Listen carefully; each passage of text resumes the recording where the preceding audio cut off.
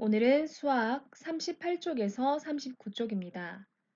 지난 시간은 공약수 중 가장 큰 수인 최대 공약수를 배웠는데 오늘은 공배수와 최소 공배수에 대해서 배워보겠습니다. 주어진 수의 최소 공배수까지 구하는 법을 배우고 지금까지 배운 내용을 공책에 필기하면서 약수와 배수에 대해 정리해 보겠습니다.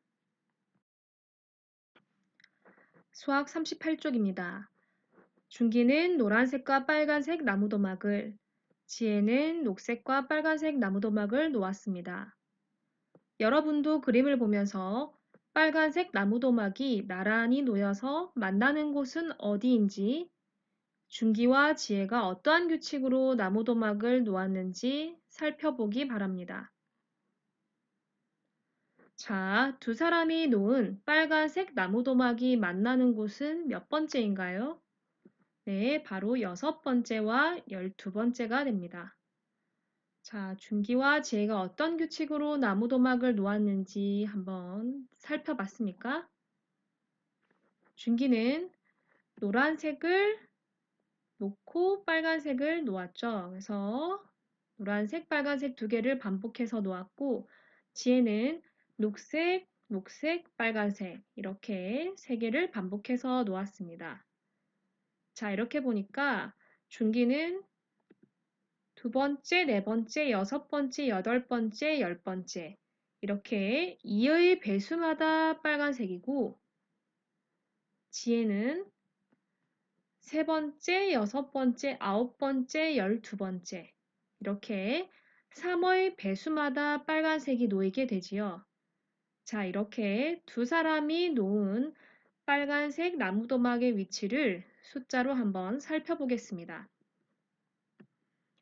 먼저 준기가 빨간색을 놓은 2의 배수를 찾아서 동그라미를 한번 해보기 바랍니다. 자, 여러분이 한번 스스로 해보세요. 준기가 두 번째, 네 번째, 여섯 번째 이런 식으로 두 개씩 묶었을 때 2의 배수마다 빨간색이 들어가니까 자, 2의 배수를 찾아보면 2, 4, 6, 8, 10, 12, 14, 16, 18, 20. 자, 이렇게 되죠. 자, 그런데 지혜는 3개씩 묶었을 때 세 번째, 여섯 번째, 아홉 번째 이런 식으로 빨간색 나무도막을 놓았으니까 3의 배수를 찾아서 세모를 해주면 3, 6, 9, 12, 15, 18 이렇게 되죠. 자, 그럼 2의 배수, 3의 배수 이렇게 공통된 배수를 한번 찾아보면 동그라미와 세모가 겹치는 곳은 바로 6, 12, 18이 되지요. 자, 그러면 6, 12, 18이 서로 공통인 배수라고 할 수 있습니다. 자, 정리해보면 2의 배수는 2, 4, 6, 8, 10, 12 이런 식으로 찾을 수 있었고 3의 배수는 3, 6, 9, 12, 15, 18 이렇게 찾을 수 있었죠. 자, 그런데 2의 배수이기도 하고 3의 배수이기도 한 공통된 배수를 찾아보았더니 자, 6, 12, 18 이렇게 3개가 있었는데 이 중에서 가장 작은 수는 6. 근데 가장 작은 이란 뜻이 최소 그리고 공배수를 붙여서 가장 작은 수를 최소 공배수라고 합니다. 자, 이번 시간에 약속해야 될 용어입니다. 공배수 중에서 가장 작은 수를 최소 공배수라고 합니다. 지난 시간에 배웠을 때 공약수 중에서 가장 큰 수를 최대 공약수라고 했죠. 자, 두 가지 용어를 헷갈리지 않고 바르게 쓸 수 있도록 해보겠습니다. 자, 다음 문제를 한번 살펴보겠습니다. 자, 수학책 3번에 있는 문제는 여러분 스스로 한번 해보기 바랍니다. 4와 5의 배수는 9구단의 4단과 5단을 떠올려 보면 되겠죠. 자, 4를 1배, 2배, 3배 해준 수, 5를 1배, 2배, 3배 해준 수 이런 식으로 생각해서 10개까지 한번 스스로 써보세요. 자, 다 쓴 친구는 선생님과 함께 확인을 해보겠습니다. 자, 4의 배수는 4, 8, 12, 16, 20, 24, 28, 32, 36, 40까지 적어줄 수 있겠죠? 5의 배수는 5, 10, 15, 20, 25, 30, 35, 40, 45, 50 이렇게 10개를 쓴다면 50까지 쓸 수 있겠습니다. 자, 그런데 공배수를 모두 찾아 동그라미를 해본다면 5의 배수는 1의 자리가 5나 0으로 끝났으니까 4의 배수 중에 1의 자리가 5나 0으로 끝난 수를 한번 찾아볼까요? 자, 공배수를 찾으면 20과 40이 있죠. 자, 그런데 공배수 중에서 가장 작은 수를 최소 공배수라고 하니까 최소 공배수는 20이 되고 최소 공배수의 배수를 구해보라고 하면 20의 배수를 묻는 셈이 되겠죠. 그래서 20을 1배, 2배, 3배 해주면 20, 40, 60 이런 식으로 80 해서 자, 그냥 두지 말고 뒤에 있는 점 3개까지 적어서 더 있다는 표시를 해주기 바랍니다. 자, 그래서 찾아보면 공배수를 적는 것이나 최소 공배수를 구하고 최소 공배수의 배수를 적는 것이나 똑같다는 것을 알 수 있죠. 자, 그래서 공배수와 최소 공배수의 배수는 같다라는 문장을 여러분이 정리해 주면 좋겠습니다. 이번 시간 학습을 확인하기 위해 수학익힘책 26쪽과 27쪽은 여러분이 스스로 풀어보기 바랍니다. 선생님과는 6번과 7번을 풀이해 보도록 하겠습니다. 6번, 7번을 다 푼 친구는 선생님의 풀이 영상을 함께 보기 바랍니다. 6번 문제는 연수가 설명하는 수를 구하는 문제입니다.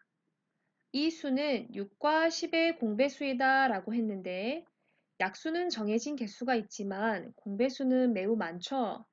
그런데 이 수는 80보다는 작다고 했으니 조금은 귀찮더라도 6의 배수와 10의 배수를 80보다는 작은 수까지 적어주면 되겠습니다.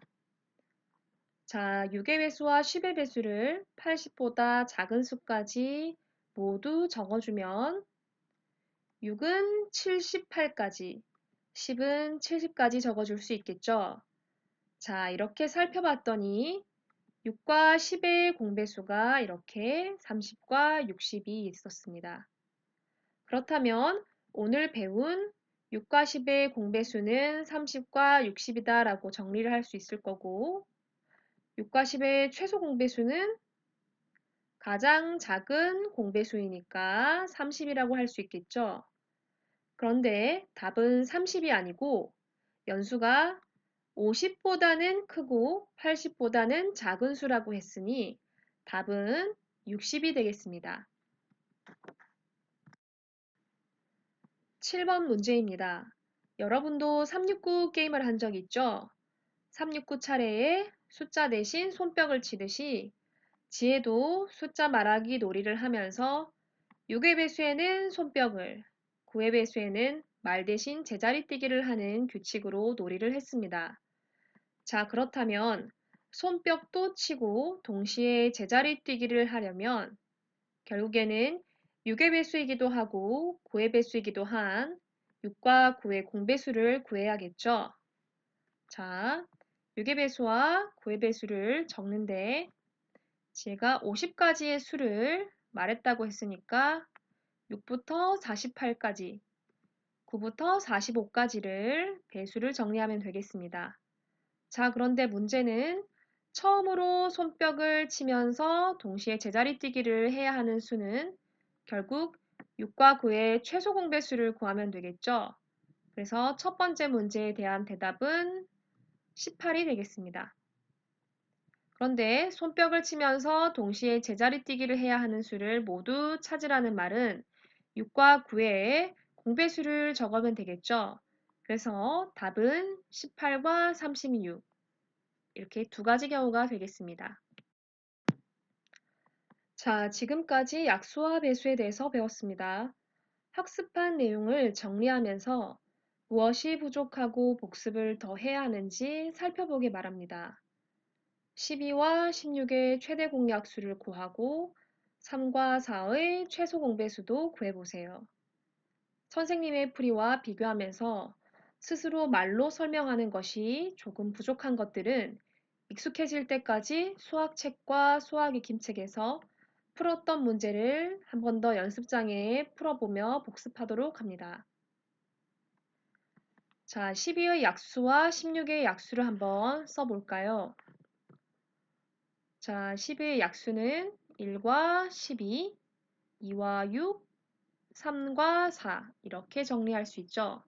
16의 약수는 1과 16, 2와 8, 4 이렇게 정리할 수 있습니다.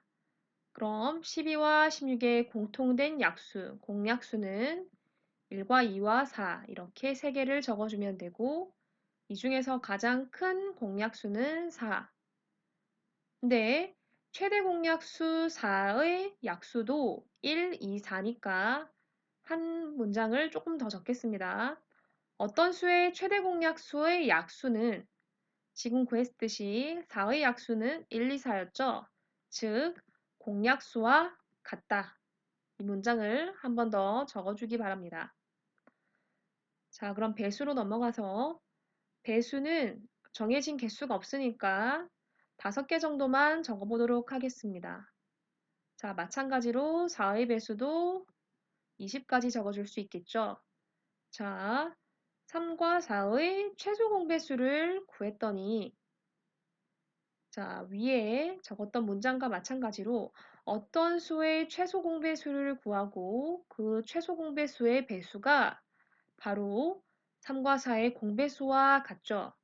그래서 어떤 수의 최소 공배수의 배수는 공배수와 같다라는 문장을 적으면서 약수와 배수에 대해 학습한 내용을 마무리하도록 하겠습니다. 자, 오늘 우리가 필기한 내용은 그저 따라 적기만 하지 말고 여러분이 말로도 능숙하게 설명할 수 있을 때까지 수학책과 수학익힘책을 복습하는 시간을 가졌으면 좋겠습니다. 수고하셨습니다.